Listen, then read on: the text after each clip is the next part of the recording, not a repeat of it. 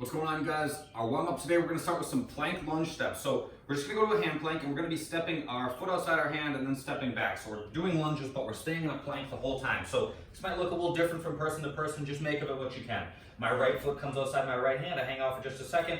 Then I step back and bring my left foot outside my left hand. Okay, so nice and easy. We're just going back and forth at the pace that feels right for you. When we get done with those, we're getting into some hollow rocks. So I lay on my back. Arms go up overhead. I'm just rocking forwards and back. Small range of motion there to scale these. Bring your knees a little bit closer to your chest, but try to keep the small of your back right on the ground as much as you can. All right, you're gonna need to squeeze your belly and put some tension in your glutes to make that happen. So before you even start to rock, find that tension, try to create that hollow shape before you get to moving around. All right, after that, we're doing some kick throughs. So I go to a plank. These are a little goofy. Once you get used to them, they're not quite so bad. We're gonna go opposite hand and foot. So just identify which hand and foot are gonna move first. So I'm gonna be on my right hand and left foot. That means my left hand and right foot are gonna move. Okay, so I kick my right foot through, lift my left hand up. Then I kick my left foot through, lift my right hand up. Okay, that would be 2, all right? Back and forth. After that, if you have a jump rope, you can jump rope. If not, you can just kind of mimic that motion. We're just doing some stationary hops for 20 seconds. That's that for the warm up. The workout today is a pretty straightforward workout. We're gonna do 10 minutes of 2 movements, okay? We're gonna do alternating pistols or narrow stance squats. Pistol's a single leg squat, so kind of tricky. We'll talk about those in a second here. And then burpees, not tricky at all. They just are tough. So we got those 2 things to do for 10 minutes. We're gonna do 10 alternating pistols or else narrow stance squats, and then 10 burpees back and forth for 10 minutes, all right? Let's start with the squats. So whenever we squat, we want our feet straight forward, we want our knees to track out, meaning our knees push apart just a little bit as we move. Belly stays tight, all right? So a basic squat, hips go back, knees go out, so on and so forth. So if you guys struggle with squats, maybe you just do regular squats. If those feel pretty good, bring your feet a little bit narrower, okay? Do a couple of those. If those feel good, see if you can do a few with your feet right next to each other. This is gonna challenge the mobility in your ankles a little bit. Try to keep your heels flat to the ground as you go. If those feel fine and you feel like you can keep your back in a straight line as you work through them, then you can try some pistols, okay? So pistols is a single leg squat. There's a lot of mobility challenge in these. There's a lot of strength challenge, balance. There's a lot of moving parts to these. They are tricky, okay? So before I do one, I'm gonna squeeze my belly really tight, all right?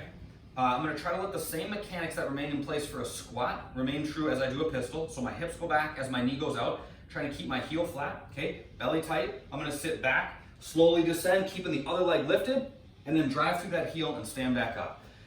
Pistols and bare feet is tough, okay? With typical shoes, you're gonna have a little bit of lift in the heel, so that can help. If you guys find them easier to do with a shoe on, go ahead and wear some shoes. That can be a nice little help.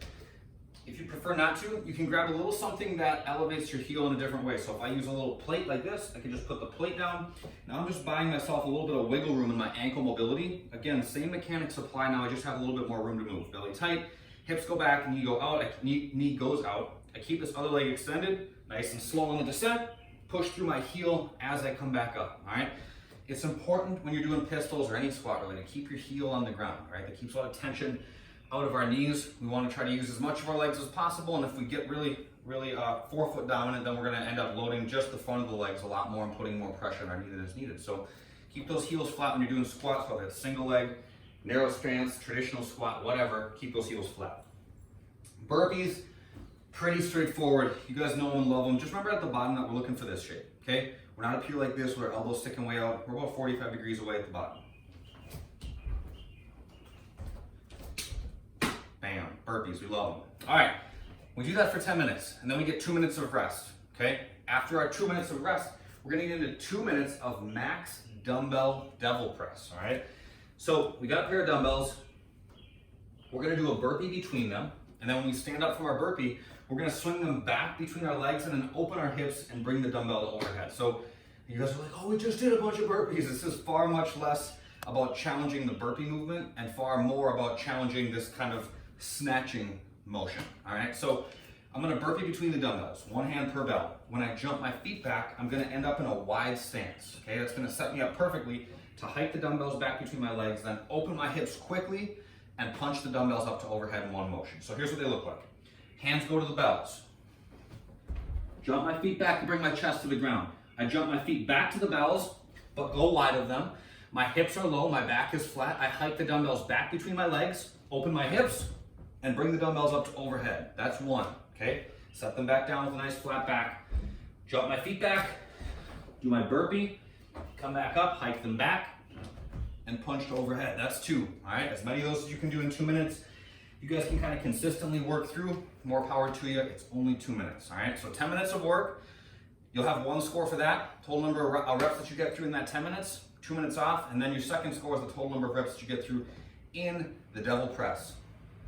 For the bodyweight version, we're doing 10 minutes, same thing, alternating pistols or narrow stance squats, 10 burpees.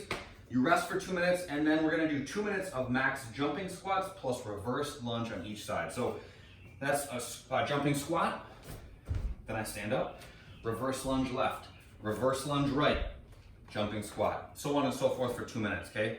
Each one of those complexes counts as 1 rep. After that, we got a little accessory work today.